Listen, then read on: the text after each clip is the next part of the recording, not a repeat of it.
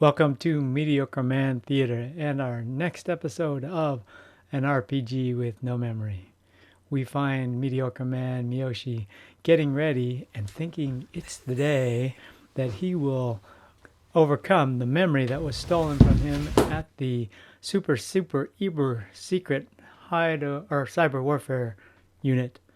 So today he is creating functions for his RPG, and he's going about it great guns, and he looks like he's having some great success cheering himself on there as he creates some more variables and starts making his first function, and looks like he's getting it done there, making an enemy encounter, seeing what he's going to say and all that good stuff. He's remembering that he has to create the function definition, and he creates that above his main. Oh, look at that. He must think he's doing great stuff. He's making hand motions in the air. Wait a minute. I think those are the same ones that he did before. He must have made that same loop and done it over and over again. Let's see if he does it again here. Well, maybe he figured it out and created a little smaller loop to loop through. I don't know. We'll find out. But anyway, he's making his function above his main. He could make a function prototype above the main and make the function below that, but he decides he will make the function above the main. And then just remember that he kind of has to read the code backwards, or read the main first and then come back to the function later on. He gets ready to just talk to a passenger, and he's sending a Boolean variable by reference, so that if it changes in the function, it will change also in the calling function, the main in this case. He also changes some coins, and he looks like he's going to send the number of coins back to the calling function or the main.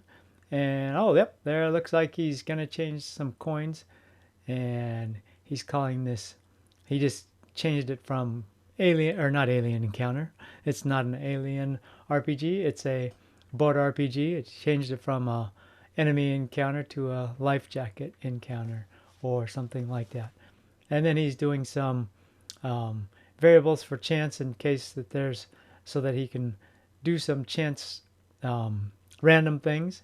And looks like he is changing his code, and then he tests it again like he should.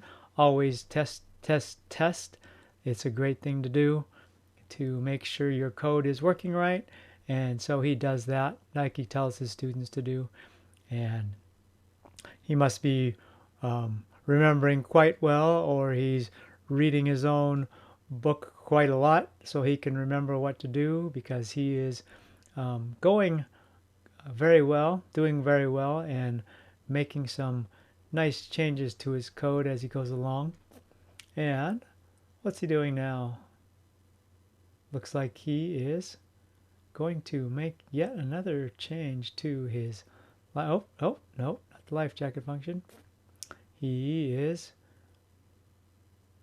deciding that he wants to create a map. He wants to look and see, not just be told what his location is, but he wants to make sure he sees what the map looks like.